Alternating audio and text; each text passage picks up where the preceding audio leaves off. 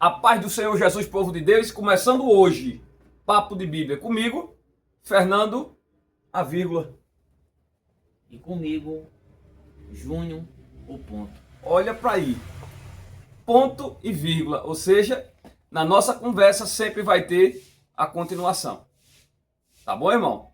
Então hoje a gente começa aqui com essa nova, esse novo quadro dentro do canal da IEMA e também alguns cortes que serão lançados nas plataformas digitais. Antes de você começar, por gentileza, para ajudar o canal, você vem aqui, ó, telinha aqui, ó, desse ladinho aí, botãozão vermelho com o nome inscrito, você vai lá e se inscreve. Do lado vai ter uma setinha torta assim, aí você vai lá e compartilha. Mais um pouquinho para cá tem um sininho. Aí você badala a sineta, entendeu? E comenta lá embaixo, nós badalou, entendeu? Para ajudar a gente a continuar com esse trabalho. Então, irmão, aqui é Papo de Bíblia, eu sou o Fernando Marinho. E eu sou Júnior Melo. E vamos começar a questionar. Manda. Fernando, eu tenho alguns pontos de curiosidade, não porque eu sou o expert no assunto. Eu quero uma opinião sua a respeito de alguns pontos que eu tenho sobre alguns temas polêmicos que tá rodando aí nas igrejas evangélicas. Polêmico como o quê? Muitos debates Explica. a respeito da Bíblia Sagrada. O pessoal quer saber, viu? E algumas questões sobre alguns pontos que estão trazendo polêmica aí nas igrejas a respeito de Deus, a respeito dos profetas. E eu queria trazer para cá hoje, nesse novo quadro, e querer saber a sua opinião sobre o assunto. Qual o primeiro? O primeiro ponto traz sobre em Romanos capítulo 8, versículo 28. Deixa eu só abrir a Bíblia aqui para a gente se situar, né? Romanos quanto? Capítulo 8, versículo 28. Está aqui a Bíblia. Romanos 8, 28, certo? Diz assim: e sabemos que todas as coisas contribuem juntamente para o bem daqueles que amam a Deus, daqueles que são chamados por seu decreto. Certo. Como entender isso? Agora vai a sua opinião. Como entender isso quando acontecem tragédias? Como entender quando acontece tragédias? Você refere tragédias humanas? De todo tipo, natural, Humana. Ok.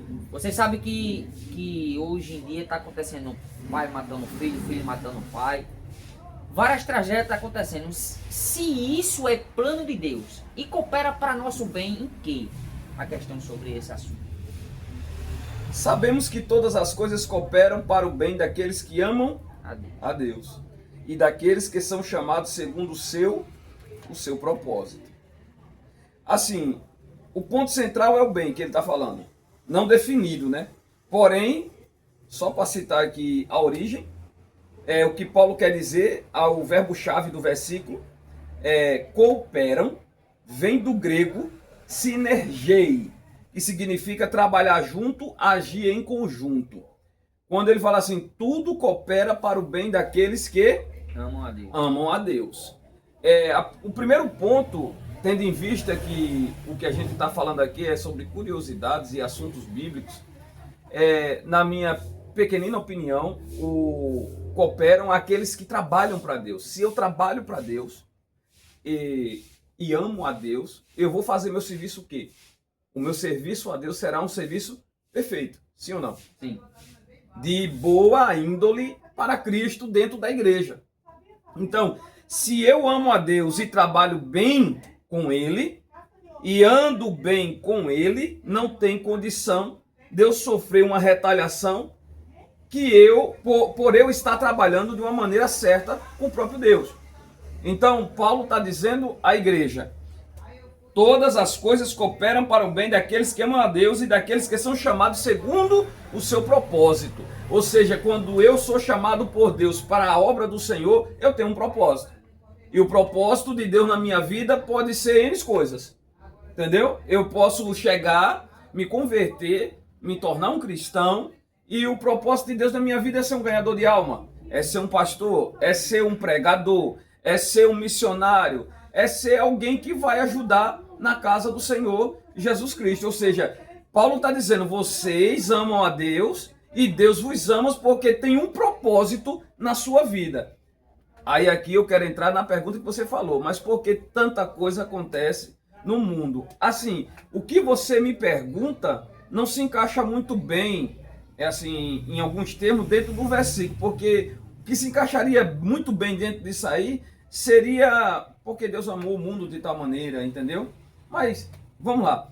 As coisas hoje acontecem de uma maneira tão pesada dentro do meio do povo e no mundo inteiro, as situações chegando, porque a própria Bíblia vai relatar que estamos às portas e perto do fim dos tempos. Ou seja, Cristo está às portas e a qualquer momento ele voltará. E a Bíblia vai dizer o que? Haverá guerra, rumores de guerra, terremotos, filho contra pai, pai contra filho, irmão contra irmão, nação contra nação. E esses serão os sinais da minha vinda. Certo? Resumindo aqui. Como o texto diz, que tudo coopera pro bem daqueles que amam a Deus. Daqueles que amam a Deus. E a pergunta foi, por que existe tanta tragédia? Me diga uma coisa. Eu não queria entrar nesse assunto, mas eu vou ter que entrar. Quando você é escolhido Sim. por Deus, é porque Deus lhe ama. Não, é assim. Tem um Deus projeto. Ama, tem um projeto. Tem um projeto na vida. Na vida daquele que foi escolhido por Deus. Certo. Independente de qualquer coisa. Se ele tem um projeto na sua vida, por você escolher, então por que acontece fatos sobre a sua vida em meio a minha vida, no caso. em meio à sua vida. Não assim, colocando você como pessoa. Não, eu estou entendendo a questão. Você está falando, se Deus tem um projeto na minha vida, se Deus tem algo na minha vida, porque eu passo por situações, mesmo sendo amado por Deus e tendo um projeto de Deus na minha vida. Isso. É isso? Eu acho que é assim. Eu acho que é a curiosidade de muitas pessoas que estão do outro lado da tela ali. Porque eu sofro tanto seguindo a Deus. Isso. Aonde tem na Bíblia que Jesus disse que o evangelho seria fácil? Não tem. Não tem. O primeiro versículo conhecido de muita gente que está aí é: no mundo tereis aflição, mas tende bom. Por quê? Eu venci. Você pode vencer também. Então. Palavra-chave. Fechou. É o que Deus está falando para as pessoas. Isso Deus está dando uma lição. Ó, você vai sofrer por amor de quê? Do evangelho.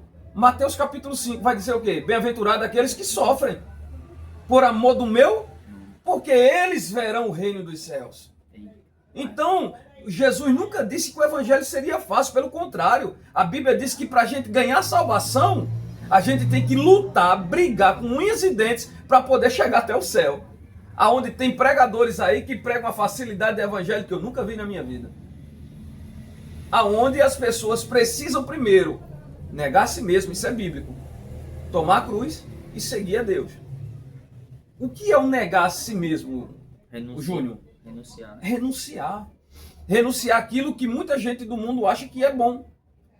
Só que eu preciso renunciar para poder alcançar algo maior. Ou seja, é tipo aquela história, eu perco aqui para ganhar lá na frente. Arrepio. Ô, glória!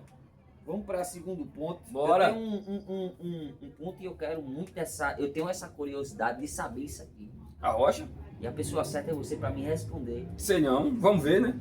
Eu tenho um ponto aqui muito, assim... A rocha? Que me chama muita atenção. Deus no Antigo Testamento versus Deus no Novo Testamento. Agora, peraí. Agora vamos ver qual é o cenário. Vamos fazer a pergunta. Vamos ver qual Deus é o cenário. no Antigo Testamento e Deus no Novo Testamento. Certo. Qual seria o cenário? Me diga qual é a diferença entre eles. A diferença entre Deus do Antigo Testamento e Deus do Novo Testamento. Em que cenário? Tudo em si. Das leis ou a salvação? Não, é porque se for fazer isso, não tem como ser... Existe um ponto para cada situação. Vamos lá. Eu vou fazer uma pergunta mais específica. O que é que você acha do Deus do Antigo Testamento para o novo Deus? É o mesmo. É o mesmo.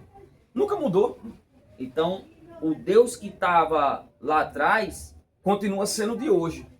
Aí o que é que acontece? É tanto que o próprio Jesus, quando desce à terra, o que é que ele disse? Eu vim para cumprir a lei. Em nenhum momento ele saiu de dentro dela, não. Então não há diferença entre Não, eles. claro que não. Se há diferença entre Deus, então o Deus que eu sirvo não é o Deus da Bíblia.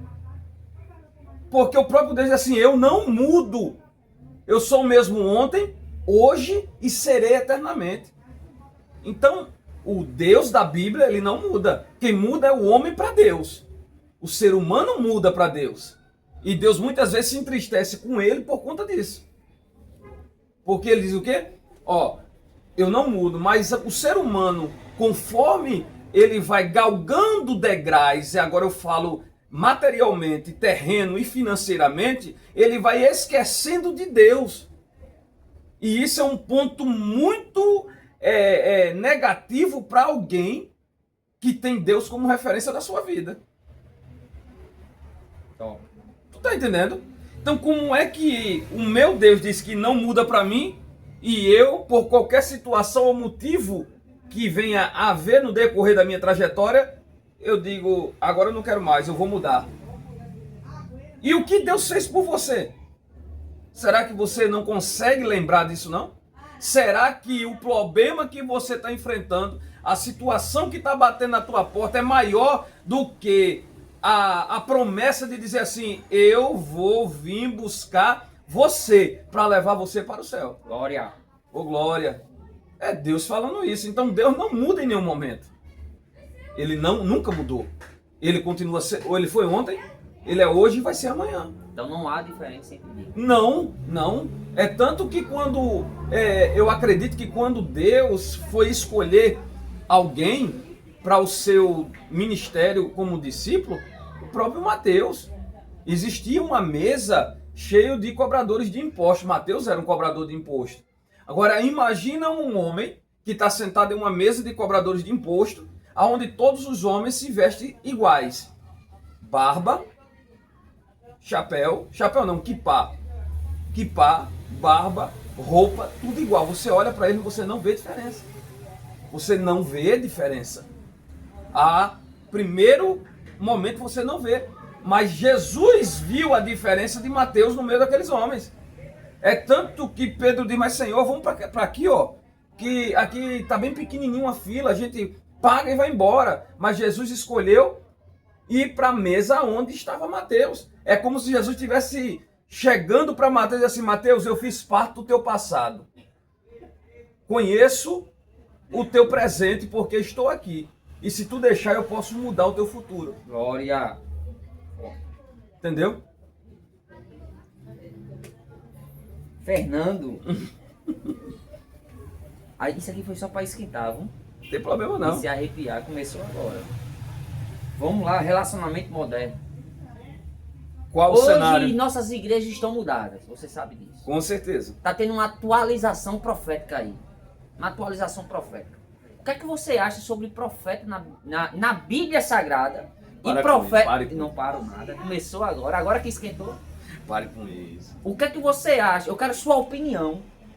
Seja sincera e concreta. O que é que você acha sobre o profeta nas igrejas?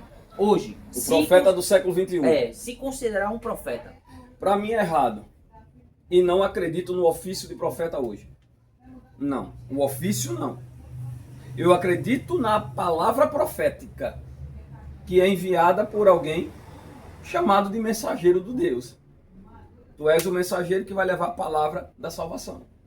E a palavra profética vem e transforma o coração. Então quer dizer, na sua opinião, aquela pessoa que está lá, falando no seu ouvido, falando umas línguas lá estranhas, falando umas línguas estranhas, às vezes dá uma rodada para cá, uma rodada para lá.